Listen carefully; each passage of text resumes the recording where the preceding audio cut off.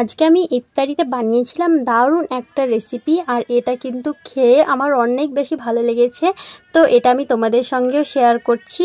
তো এটা তোমরা অবশ্যই বানিয়ে দেখো, তোমাদেরও অনেক বেশি ভালো লাগবে।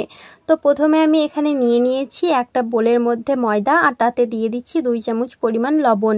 তারপর আমি এখানে দিয়ে দিচ্ছি 3 চামচ পরিমাণ চিনি, আর চিনি দিয়ে দেওয়ার পরে আমি এতে দিয়ে দেব সামান্য পরিমাণ সাদা তেল।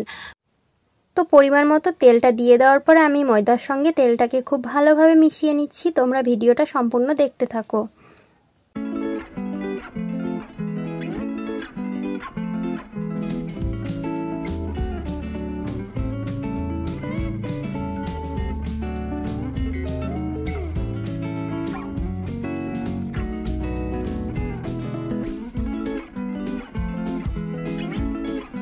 তো ভিউয়ার্স, এখানে দেখো আমি কিন্তু তেলের সঙ্গে ময়দাটাকে খুব ভালোভাবে মিশিয়ে নিয়েছি।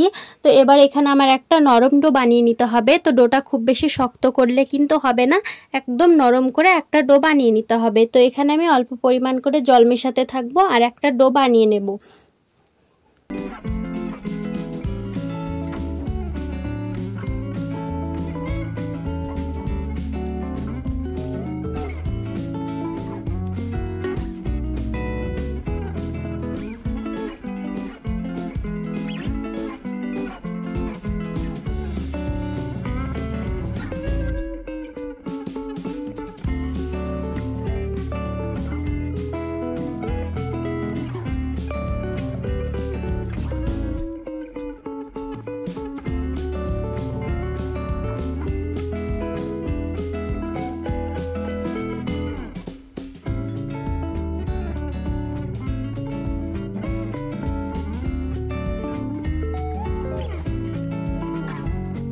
এখানে দেখো আমার ডোটা কিন্তু রেডি হয়ে গেছে। এবার আমি এটাকে রেস্টে রেখে দিচ্ছি। তারপরে এখানে আমি দুটো আলুকে খুব ভালোভাবে সেদ্ধ করে নিয়েছি।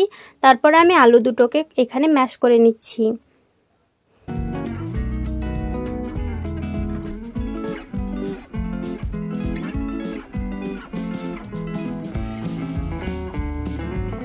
তো আলুটাকে খুব ভালোভাবে ম্যাশ করে নেওয়ার পরে আমি এখানে নিয়েছি পেঁয়াজ কুচি। তো পেঁয়াজ কুচিটাকে আমি আলুর উপরে দিয়ে দিলাম। তারপরে আমি এতে দিয়ে দিচ্ছি কাঁচা মরিচ কুচি। তারপরে আমি এখানে দিয়ে দিচ্ছি চিলি ফ্লেক্স, আর দিয়ে দিচ্ছি স্বাদ মতো লবণ। তারপর আমি এখানে দিয়ে দিচ্ছি সামান্য পরিমাণ জিরে গুঁড়ো। তারপরে দিয়ে দিচ্ছি সামান্য পরিমাণ ধনে গুঁড়ো, আর দিয়ে দিচ্ছি গোলমরিচের গুঁড়ো। তারপরে আমি এখানে কয়েকটা মৌরিকে দিয়ে দিচ্ছি। এবার আমি সবগুলোকে আলুর সঙ্গে খুব ভালোভাবে হাত দিয়ে মিশিয়ে নিচ্ছি।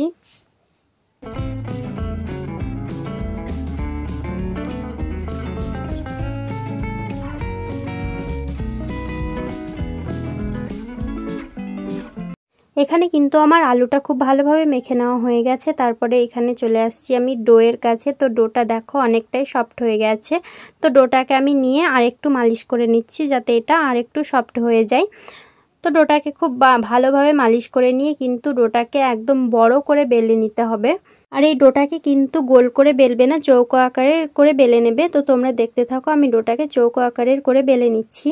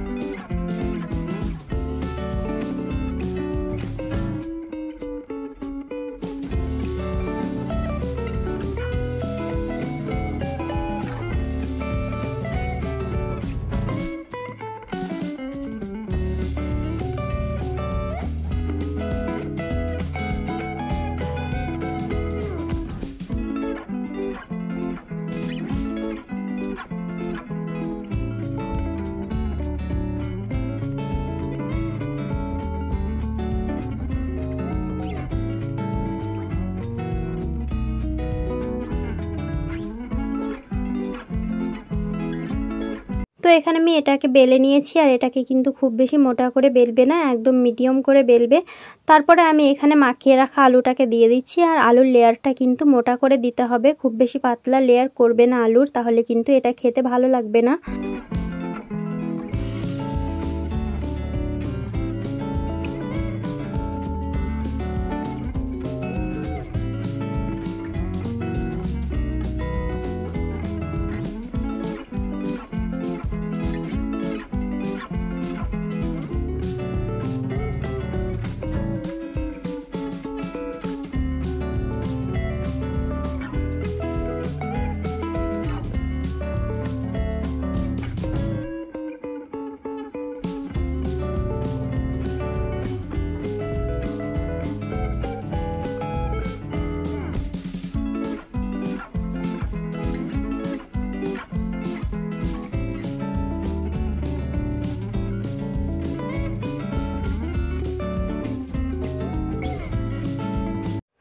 তো এখানে আমি খুব ভালোভাবে আলুর লেয়ারটা বসিয়ে দিয়েছি। তো এভাবে এটাকে ফোল্ড করে নিতে হবে। তো এখানে একটা রোল বানিয়ে নিতে হবে। তো তোমরা দেখতে থাকো, আমি এই রোলটা বানিয়ে নিচ্ছি।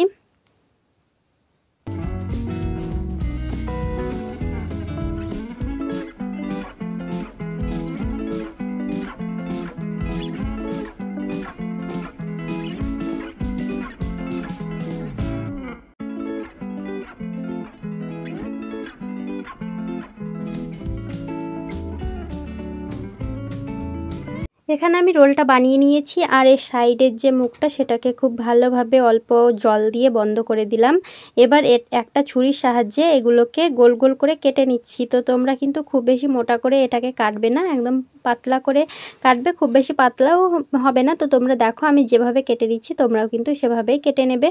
তো তোমরা দেখতে থাকো। তো এই সবগুলোকে আমি খুব ভালোভাবে কেটে নিয়েছি, আর ভেতরের লেয়ারটা দেখো কতটা সুন্দর তৈরি হয়েছে।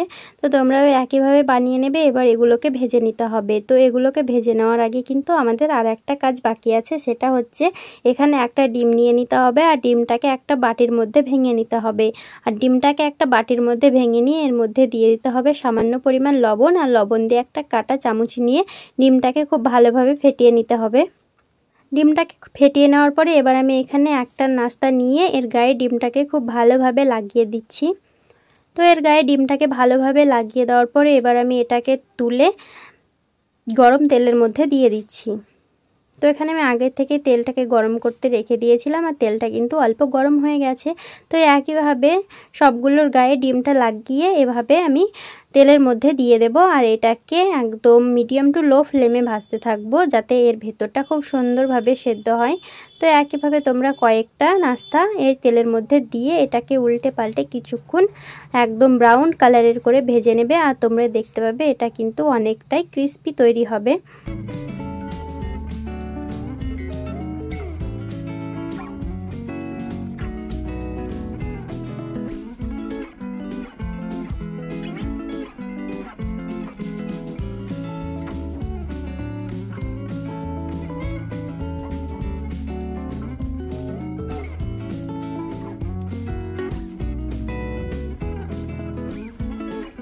এবার দেখো এই ইফতারি বা নাস্তাগুলোকে আমি কতটা সুন্দরভাবে ভেজে নিয়েছি, আর এগুলো দেখেই কিন্তু মনে হচ্ছে এগুলো অনেকটাই ক্রিস্পি হয়েছে। তো সত্যি এটা অনেকটাই ক্রিস্পি হয়েছিল। তোমরাও বাড়িতে অবশ্যই ট্রাই করো। তোমরা ইফতারে বা নাস্তাতে এটা খেতে পারো, তোমাদের কিন্তু অনেক বেশি ভালো লাগবে।